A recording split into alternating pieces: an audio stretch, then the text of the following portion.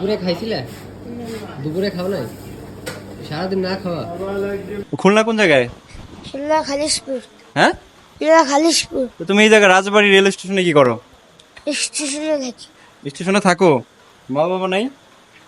আম্মু আছে, বাবা নেই। বাবা নাই? বাবা নাই তো রাত করে এই জায়গায় আইছো কেন? খুলনা থেকে এই জায়গায় আইছো কেন? তোমার মা কোন জায়গায়?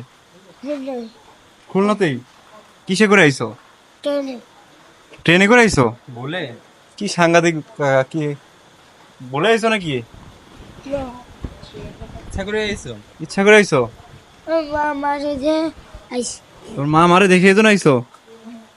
কি বলে ভাই, আমি তো বুঝতেছি না আসলে। ঠিক আছে, খুলনা কোন জায়গা ভাষা বলো তো? খালিশপুর। হ্যাঁ, খালিশপুর। খালিশপুর। তোমার বাবুর নাম কি? ফিরোজ। হ্যাঁ, ফিরোজ। ফিরোজ। তুমি বাসা দিতে চাও না কেন? গরিবের আবু ভাই। তোমার আম্মু আর মারবে কেন? কয় ভাই বোন তোমরা? এক ভাগ ভাই। এক ভাই এক বোন? ছোট। ছোট? এ কাকা, ওর বাসা তো, ওর তো খুলনা বাড়ি।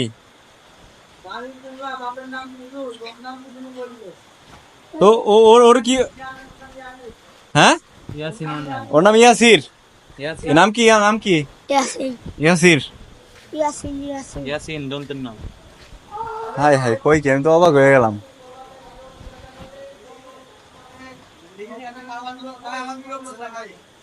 গাড়ি হবে কয়টায়? হ্যাঁ, ঠিক আবার খুলনা চলে যাবা?